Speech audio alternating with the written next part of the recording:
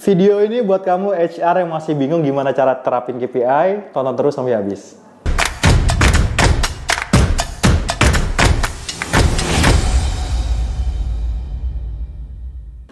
Oke Kak Sam, jadi gue udah ngumpulin berbagai pertanyaan dari HR ya di sosial medianya F-Project terkait dengan KPI. Nah langsung aja ya Kak Sam ya. Oke. Yang pertama nih, apakah KPI harus dibuatkan oleh HR Kak Sam? Oh iya. Ini kalau kalian ikut kelas publiknya F-Project seperti webinar maupun kelas offline ya, pertanyaannya nih hampir selalu muncul nih. Iya, benar. Ya, jadi bukan hanya di sosial media ya. Jadi memang banyak sekali business owner itu yang ngirimin orang HR-nya ke kelas-kelas publik kita dengan harapan habis itu mereka bisa membuatkan KPI untuk seluruh posisinya. Nah, pertanyaannya kan tadi apakah ini boleh, salah, tepat nggak sih gitu ya? Nah, mungkin gua akan jelasinnya gini dulu. Untuk kita bisa bikin sebuah KPI, kita mesti ngerti banget tentang roles dan responsibility dari posisi tersebut, gitu kan? Oke. Saya sebagai HR memang dituntut untuk tahu orang ini kerjaannya ngapain. Tetapi kan saya nggak mungkin tahu secara mendalam, betul ya? Misalkan gini, lo dulu pernah kerja di industri apa? Gua logistik pernah, manufacture pernah.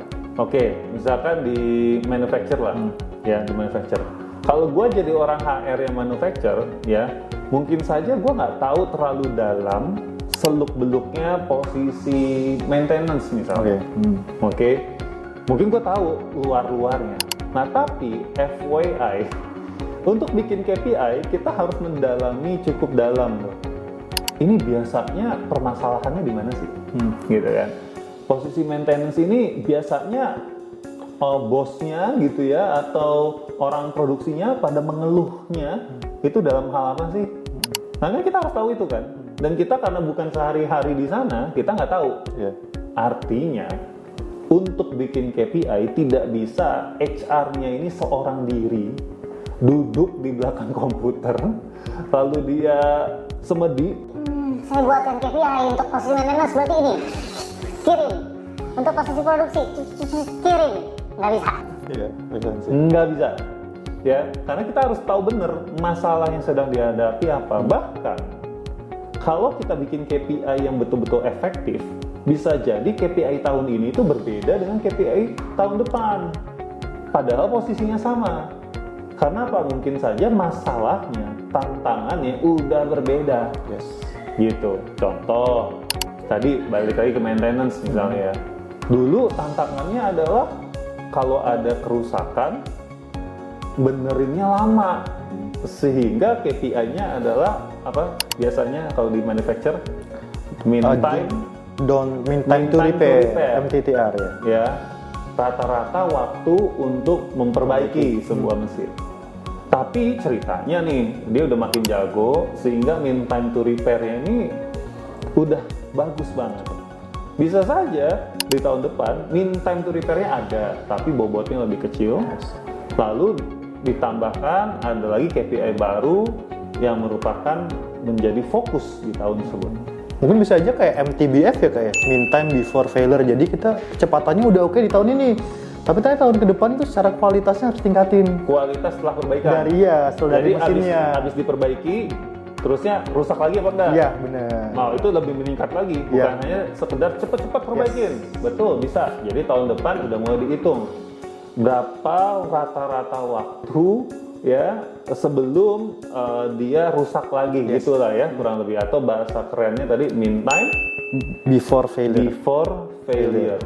Ya, nah jadi ini contoh ya teman-teman. Nah bayangin kalau orang HR yang diekspektasikan oleh owner, oleh manajer atau CEO bikin sendiri, yang mana ngerti dia Mungkin, sampai sedalam itu. HR-nya udah jadi CEO mungkin Kak ya. Oh ya, bener ya. betul. HR-nya udah jadi CEO. Kecuali orang HR-nya kayak gua yang udah jadi entrepreneur. Iya, gitu bener ya. kan, itu udah. Nah, itu gua udah bisa ngerti semuanya gitu, karena itu industri gua kan gitu ya. Nah jadi kalau tadi pertanyaan apakah HR harus membuatkan KPI untuk semuanya, jawabannya adalah HR bersama-sama dengan user itu berarti yang punya KPI atau dengan atasannya juga, ya, membuatkan berdiskusi. Jadi fungsi HR ini sebagai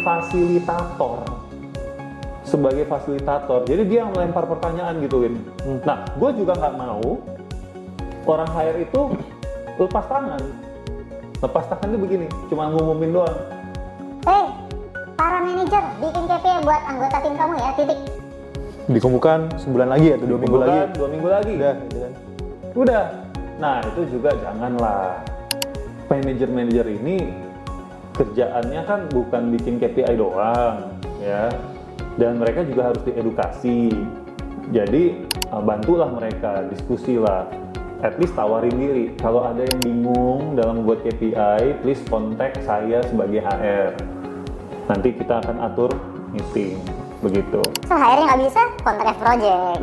Benar. Masuk. Ya. Wah, hebat. Hebat. Kalau HR-nya bingung, bisa kontak F-Project. Ya. Nih langsung nih. Caranya gimana, Wit? DM Instagram. Instagram. Kita, ya. Itu paling gampang lah. F-Project HR. Nah nih, lihat nih. Tapi ada lagi. Kalau HR-nya, wah Pak, masa saya harus ngajarin semua orang sih, gitu kan? Oh, ada lagi solusinya. Nah, nih lihat di sini nih, ada e-course, ya kan? Untuk karyawan, untuk membantu karyawan membuat KPI. Nah, ini ada nih. Jadi kalian beliin aja nih, murah, bener murah.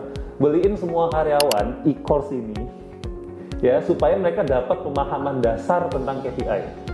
Setelah itu akan memudahkan tugas kalian sebagai HR. Beneran deh, asli ini murah, ya, ini murah dibandingkan mendatangkan F-Project ke sana. Ya. Tapi kalau mau datengin kita ya kita nggak nolak lah, ya kita nggak nolak lah. Ya. Nah jadi banyak sebenarnya caranya. Karena kita juga berempati loh sama HR. Bayangin masa dia baru belajar sama F-Project, ikut webinar sekali, terus habis itu disuruh nge-trainingin semua karyawan, mau datengin Kasem katanya mahal gitu kan. Ya udah nih solusinya, e-course gitu ya. Tapi jangan dibajak gitu. Kalau karyawan kalian 100 ya beli 100. Murah, benar murah ya. Intinya adalah HR memfasilitasi pembuatan KPI. Bukalah tangan kalian HR untuk membantu para user. Nah, gimana untuk mempermudah hidup kalian sebagai orang HR? Kalian juga harus minta dulu sama CEO-nya.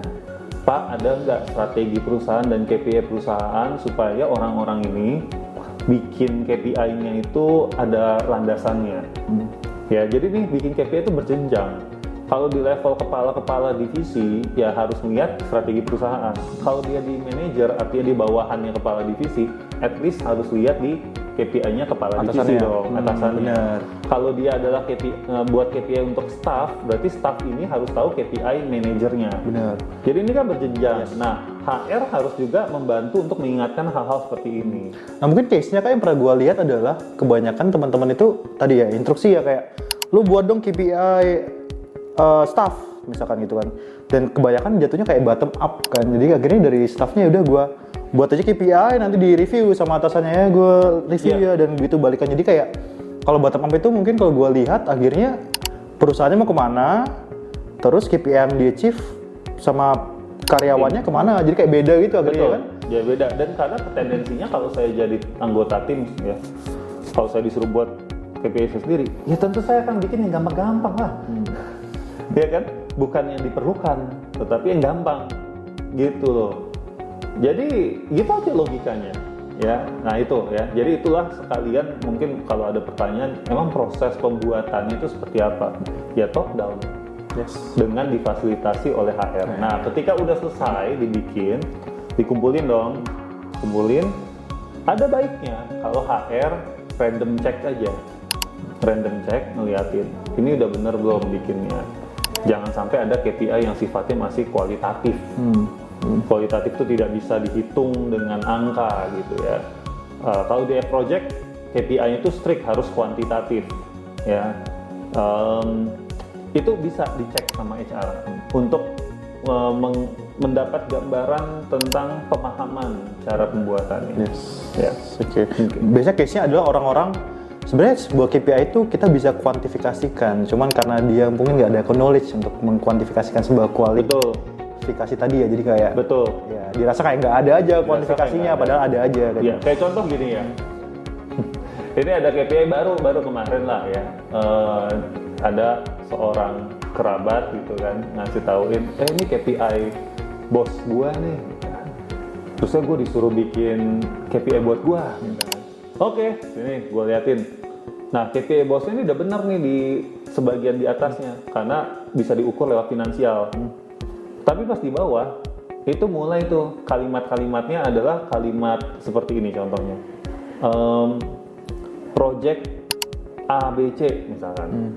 Kedua adalah menyelesaikan project XYZ misalnya gitu lah. Nah, ini kan agak bingung ya, ngukurnya dari mana. Nah, mungkin orang-orang tuh suka bingungnya waktu bikin KPI itu di situnya.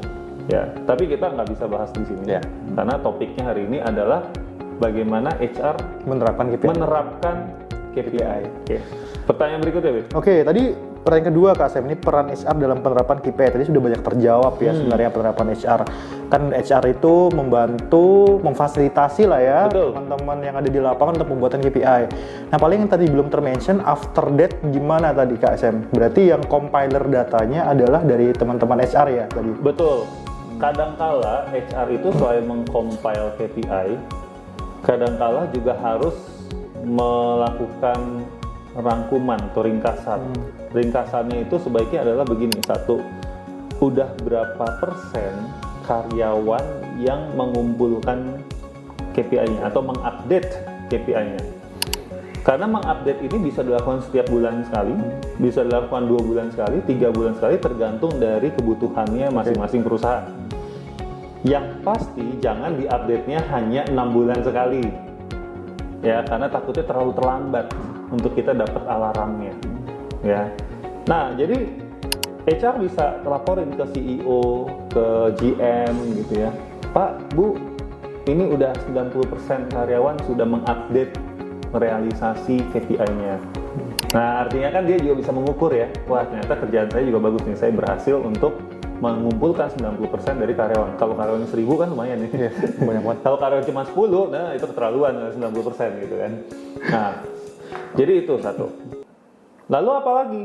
Biasanya juga HR ini bisa juga dimintain tolong untuk mengatur agenda-agenda rapat monitoring KPI. Oke. Ya, kalau udah dikumpulin terus saya nggak dirapatin buat apa? Jadi kan HR bisa megang agenda itu gitu. Oke, saya harus ingatkan, saya taruh di Google Calendar gitu ya. Saya ingatkan atasan-atasan, top management, ini waktunya kita review KPI perusahaan. Ya, atau mungkin dia reminder ke para divisi, kepala divisi, ini waktunya kamu meeting di divisi kamu, mereview KPI divisi kamu. Ya, dan seterusnya. Ini agenda monitoring KPI bisa juga dikoordinasikan, diingatkan oleh HR.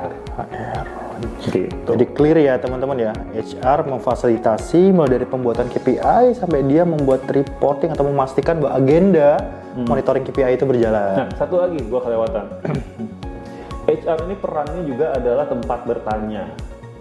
Ya, jadi kalau biasanya kita sudah banyak menemukan pas mulai ngisi KPI-nya agak bingung.